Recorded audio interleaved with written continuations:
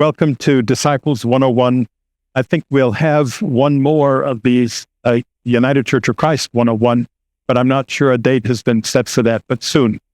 And this is thanks largely to, mainly, I think, to Ben Cadam, who at one of our elders and deacons meetings said he wanted us to offer more faith formation classes or presentations, so that not just Josie, but the adults, we could learn more about who we are and what we stand for. And that needs repeating, I think, every now and then. So one thing, for example, this is the denomination, Christian Church Disciples of Christ. And usually the nickname for that is just the Disciples. But this is the denomination that Park Avenue Christian Church has been affiliated with ever since Alexander and Thomas Campbell had communion in the early 1830s with people here. We used to have that communion table that they use, but then gave it to the Historical Society, so it's no longer here. But that's when they joined this denomination, and that's where our affiliation has been for, since then to the present day. And then in 2010, we affiliated also with United Church of Christ. And that's something that we did under Alvin Jackson ministry. Then at that time, a number of the UCC churches are duly affiliated, like Riverside and Judson, and now we are as well. But I don't know if it's clear what a denomination is, because churches usually we think of just as a single congregation, and that's one manifestation of the church. But a denomination is a group of churches that share history and tradition and beliefs that keep them together.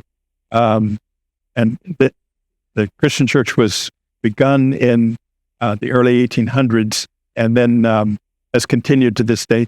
Our national headquarters are in Indianapolis, but denomination is not something that it's a word that our founders in the early 1800s refused to use, because they were against denominations. They felt denominations have separated the church into hundreds of different facets, and that they were struggling for church unity. So they didn't want to call themselves a denomination and refused to accept that. And I'm old enough to remember in the 1960s is finally when they stopped. The word that they were using instead of denomination is brotherhood.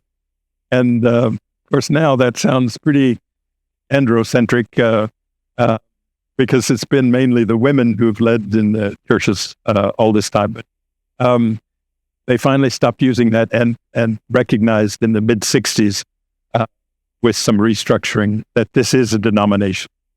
So the first of these was the Bible Basics that Pastor Kaji laid a couple months ago. Then John Payne had that history of the disciples of this Park Avenue Christian Church.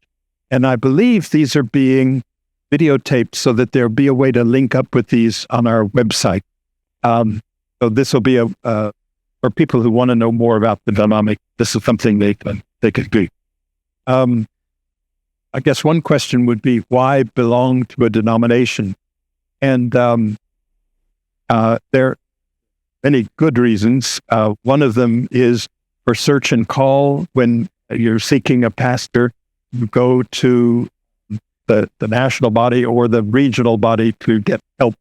That's the way it was David Gajewski, the New York Conference minister, who first introduced the name of Kajidosha to us, and was very helpful in that search.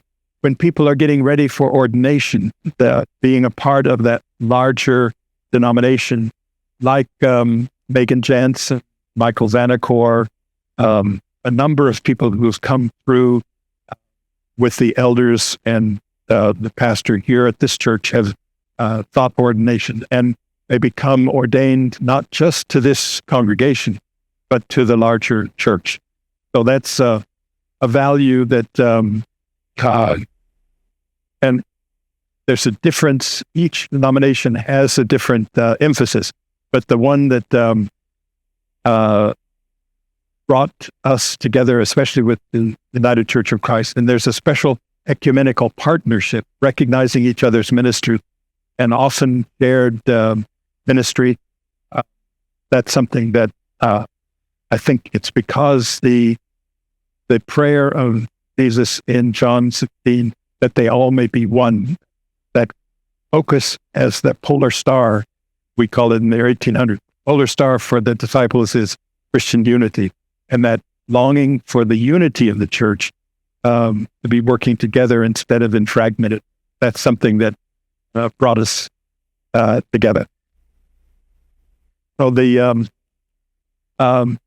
story of the disciples really begins in, I would say, 1801, where there was a Kentucky revival where a great awakening. The country used to have big revivals, and there were tens of thousands of people, not just from Kentucky, but around there. And that was the Western frontier for a spiritual experience.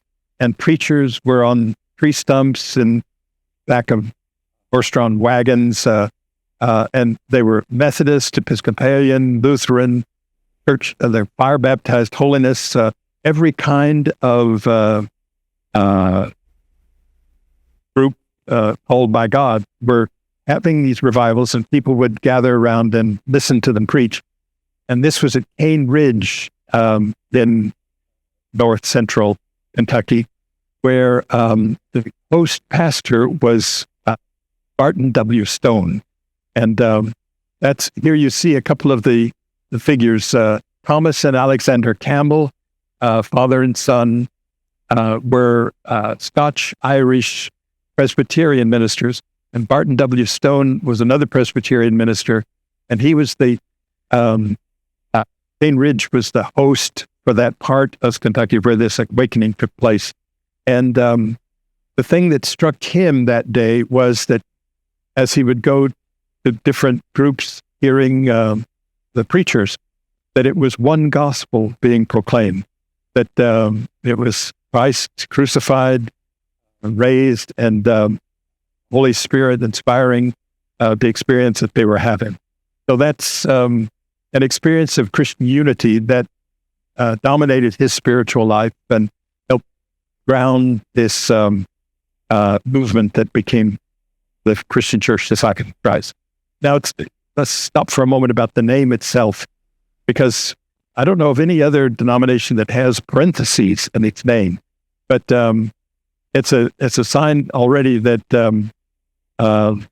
they couldn't agree on a single name. They were trying to get which name is older or more biblical.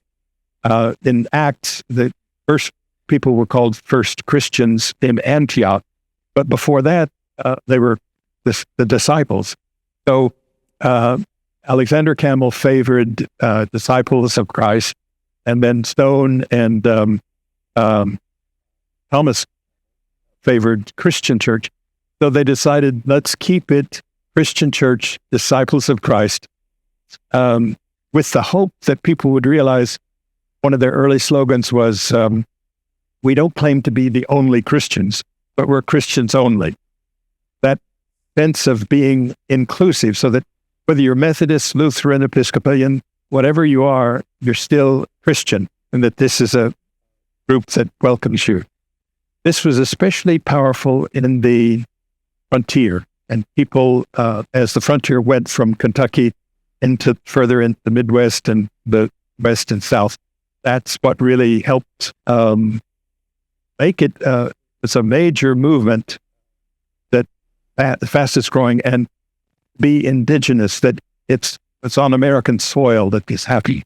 So that it had a very powerful sway on that part of the country for many years.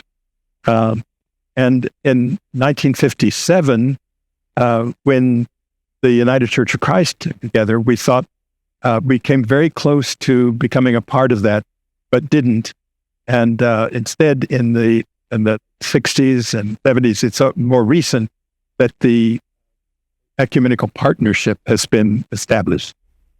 I think it's one last thing in terms of the value of a denomination. When we were negotiating to sell our air right, we were able to go to our general church to get help, financial assistance, and help negotiate that transaction. And that's another thing that shared mission and outreach and financial stability. That's where a denomination helps support the work of local congregation. But that's just sort of a definition of the church that is one that we affirm. There are three manifestations, that was the phrase that's used, manifestation of the church.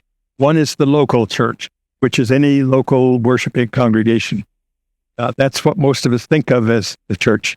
But then there is the region church, and that is in the United Church of Christ, it's called an association, more geographically centered group of churches that share financially and mission concerns. And that's something that we have here in Park Avenue. We're a part of the northeastern region of the Christian Church, Disciples of Christ, which includes New York, New England, and New Jersey. And the cluster of churches is mainly around here in the New York City area, but also in the Buffalo, Rochester area. Only a handful of churches in New England. And I think there may be a photo there. It's a regional map of the disciples. You can see, although it's very faint, you can see the different regions.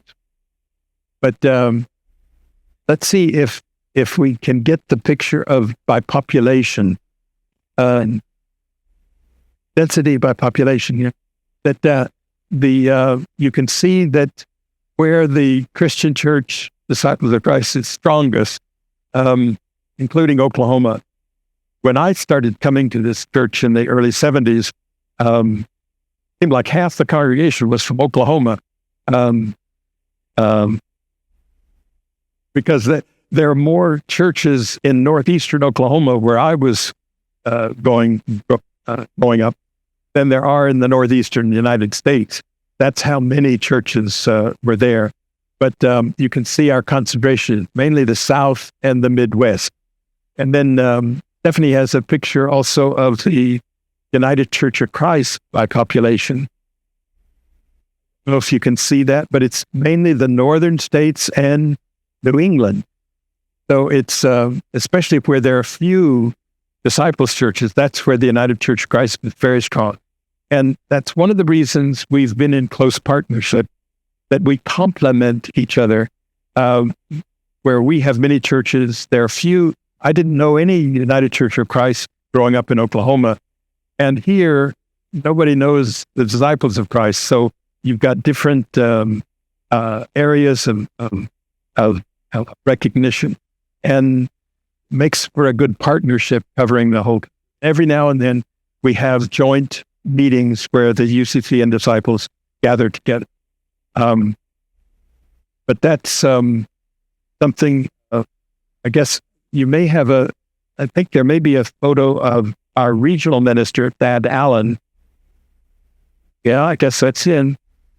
A little younger than I remember, but and also our general minister and president, Terry Hord Owens, and they've both been here. And Thad actually is the regional minister also for Pennsylvania and West Virginia. Lives actually in West Virginia, but comes up to the Northeastern region and part of our regional board, and covers our concerns here. And Terry Hord Owens is part of the general church. That's the third manifestation, which is the whole country, like the Synod for the United Church of Christ, and covers the United States and Canada. That's where our concentration is. Although apparently there are more disciples in Congo than there are in the United States. There are a couple of million of disciples, mainly from mission work back in the 1900s that brought many people into the Christian church to talk with them. What's that? Yeah, formerly Belgian Congo. Yeah, and one of our general ministers and president was actually a child of missionaries in the Congo. So that mission work was very strong. Middle part of the century, of the last. Now I'm going to talk about some beliefs. Let's see if we can pass these around.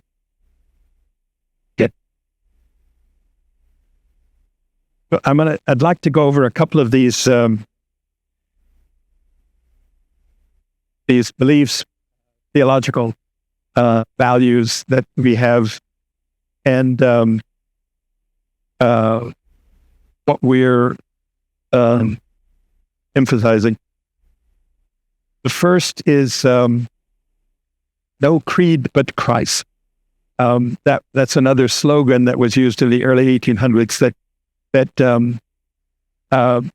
for better and for worse, the founders of the denomination thought that the affirmation of faith, the good confession in the New Testament, to confess Jesus as the Christ, the Son of God, personal Savior, and to follow him wherever he may lead, that was sufficient. That's all Christians needed to affirm. The rest of it is mystery. The nature of the Trinity, the relationship between Holy Spirit, God, and Jesus, it's open to interpretation. So that that mystery of the faith that draws people in is this recognition of Jesus as the Messianic Son of God, the incarnation. Those are other biblical terms for it, but that's enough mystery that we don't need the Apostles' Creed or the Nicene Creed or any of the many statements of faith that have been used, our founders felt, as tests of faith to keep others separate, and in fact wage war and kill each other over these theological differences of interpretation. And part of the driving force for the Christian Church Disciples of Christ was to stop that kind of testing of faith and join together simply as Christian followers of Jesus as the first of Christ. But that embodied freedom of thought and interpretation that really is central to disciples' theology, that we can disagree, we can be in dialogue about what that really means intellectually and theologically, and that's something that we encourage, actually, that kind of dialogue and conversation about what the faith means. Unity is a central value for as I've said, for the church. And there's an issue with that. There's a little paradox of that, because we were grounded. We began with a handshake in 1802, a handshake of where Martin Stone and Alexander Campbell agreed that they would be united in their outreach and their ambition. But since then, we've actually become three different denominations in a sense. There was a division in the early 1900s with the Church of Christ, not the United Church of Christ, the Church of Christ, which was mainly in the South and over biblical interpretation, where they could find there's a Church of Christ. That's where we have our lunch program on the 70s here in Manhattan, where since they could find no reference to musical instruments in the New Testament, they said we should not have organs or pianos, no musicians, just the voice. So all the singing is a cappella. And the first time I went to a Church of Christ, started to sing the old familiar hymns, I was amazed, the sound of a congregation that knows how to sing, because they're singing the four parts in harmony, and they're all singing like a choir. And so it's an uplifting thing. And I loved our organ, and of course the musicians are second to none. So there's a difference there, but they felt like that was a strong enough reason to hold themselves separate. And that was in the 1920s.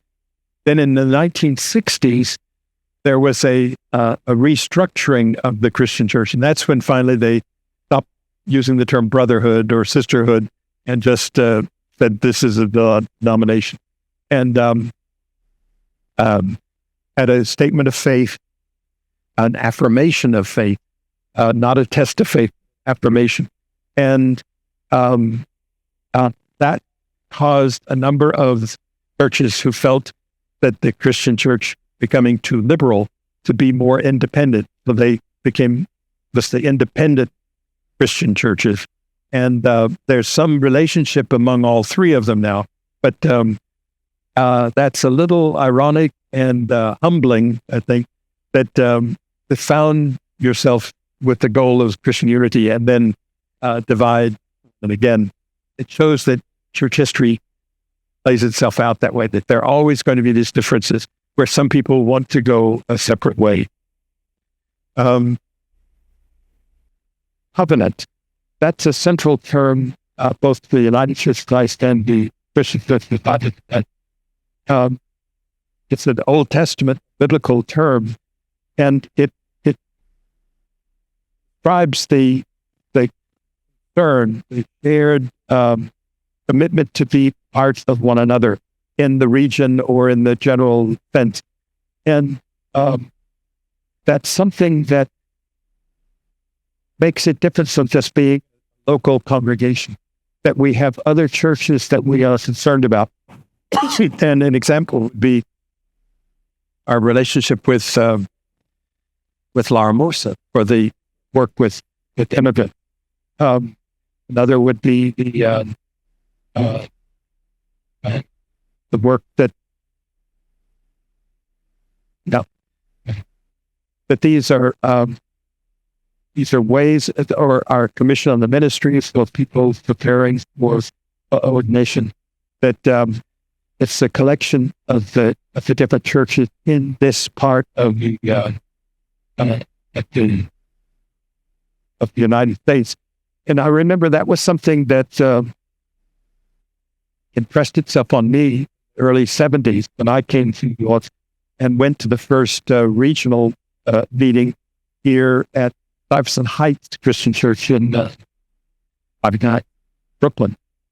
And I said, to me, it looked like the whole family of God come together, that there were American blacks, Jamaicans, Caribbean, there were Spanish-speaking from Puerto Rico, but all other Latin American countries, Anglos, Oklahomans like me, that everybody seemed to be there. And shortly after, that also came to include Haitian, especially in Brooklyn, a large Haitian congregation.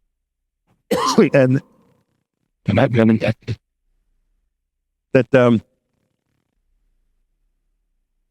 this is something that we wouldn't have without that covenant, if we didn't care for each other and work with each other to affirm each other's ministry, even though they're very different theologically, liberal, conservative, ways of doing it.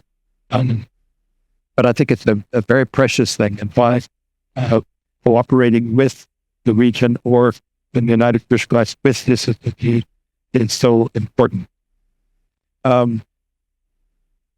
Baptism, that's a central sacrament for the child.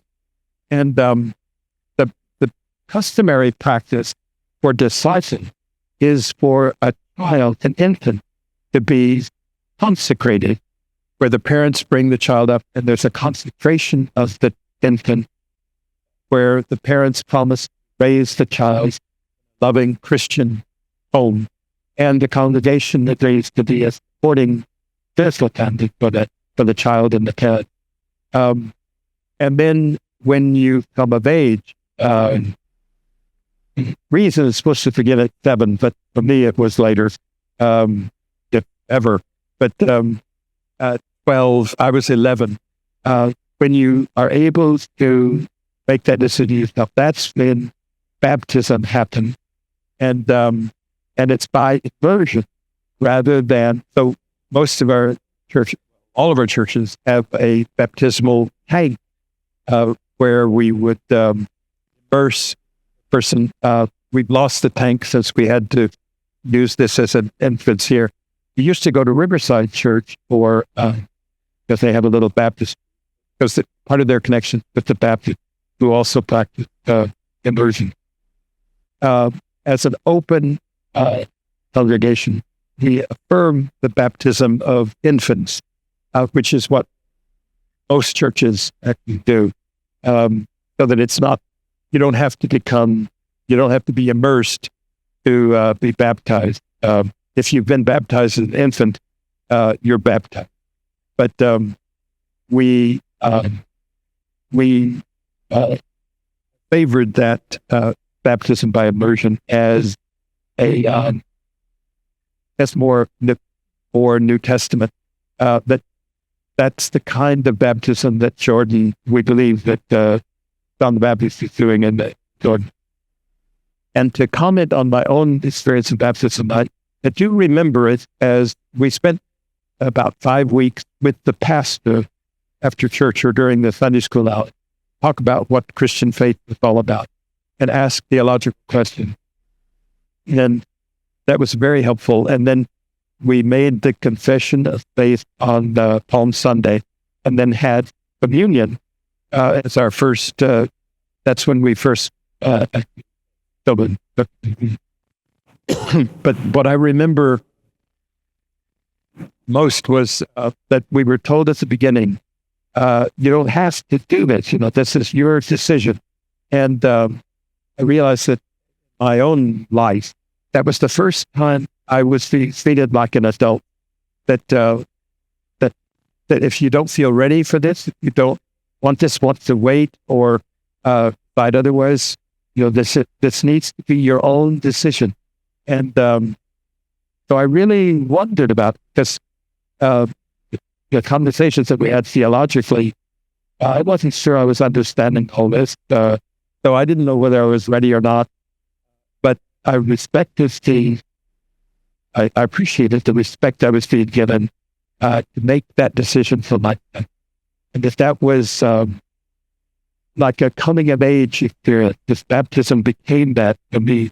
And that last, the minister would hold our hand, one of us, there were about a dozen of us in that baptismal class, and ask if we believed that Jesus was the Christ, the Son of God, our Savior, the Savior of the world.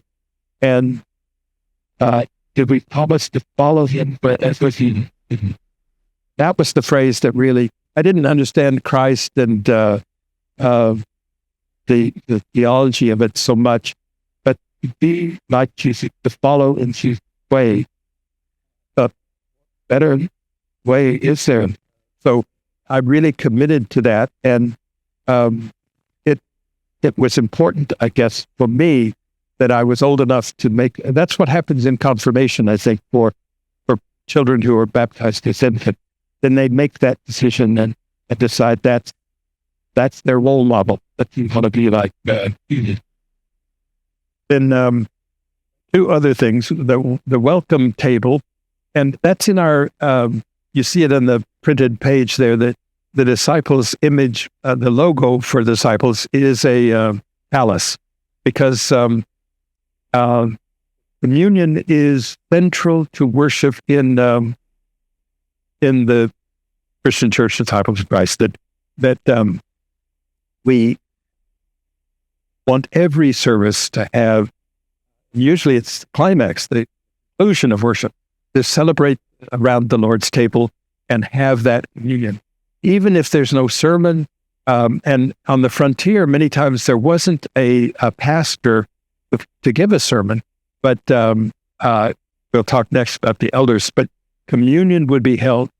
I remember when I was still in high school, our church every now and then was broadcast on the radio when we would serve communion, and deacons would hand out the communion trays, and it would take 10 minutes or so for communion to get distributed among ourselves. And the radio station asked, "Can't you say something? That 10 minutes is just too long, even though the organ is playing something." They said, "No, that's the most sacred moment of the church, of a worship service, and that silence, that experience of meditation and of bearing communion is very special for us." So we didn't get asked as often to be, because they didn't like that blank space. But that was the idea that this is not our table so much as it's Jesus, it's Christ's table, and to welcome everyone there who affirms the love of Christ in their heart.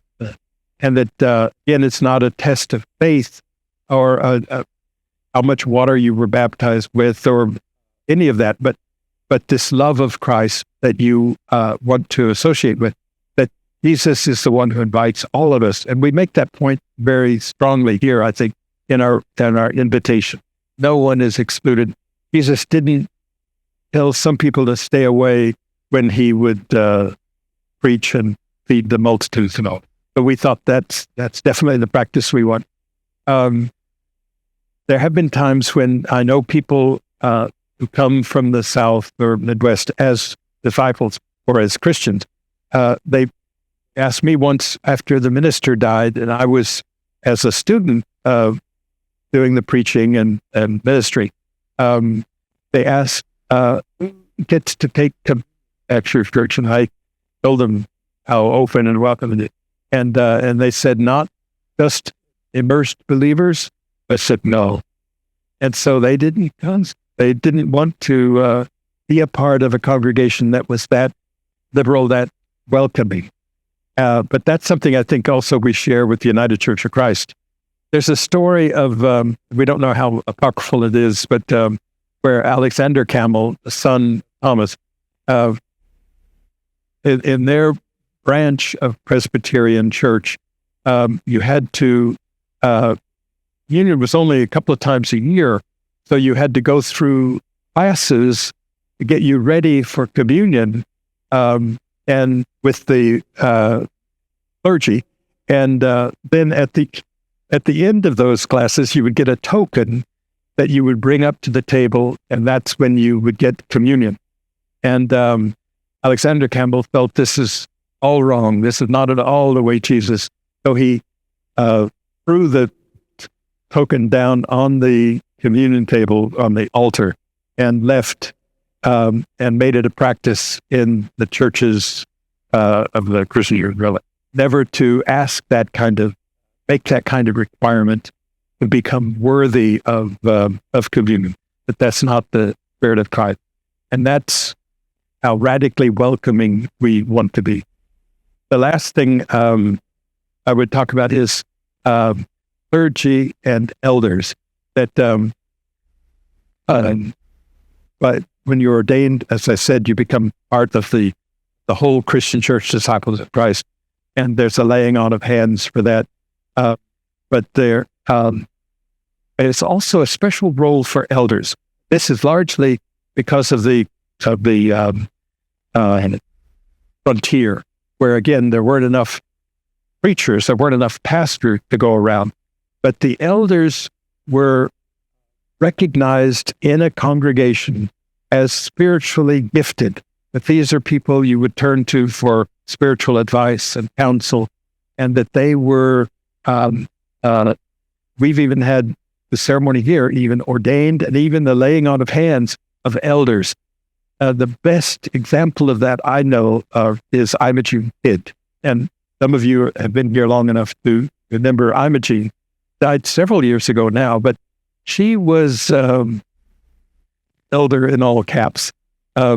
She went to seminary and graduated with a Master of Divinity, but did not become ordained. She purposely did not go through the process of ordination to become clergywoman. Instead, she wanted to be an example of the priesthood of all believers as a lay person, to show that it's just as wholehearted ministry as a lay person as it is for clergy. And she was one of our best ministers. He had a special concern for hospitality and was overseeing hospitality for our congregation. That was really quite wonderful. And I think, if I remember correctly, for her memorial service, she didn't want clergy to talk. It was the other, and she loved us clergy who did get ordained, but she wanted everyone else to be able to speak, so that people who knew her and saw her love of Christ spoke for her. And that was something that made a very strong and positive impression on me. That's an example of priesthood of all believers at its best. That ministry is how much spirit a person shows, and how much how well they're dedicating their lives to following Christ. And so that's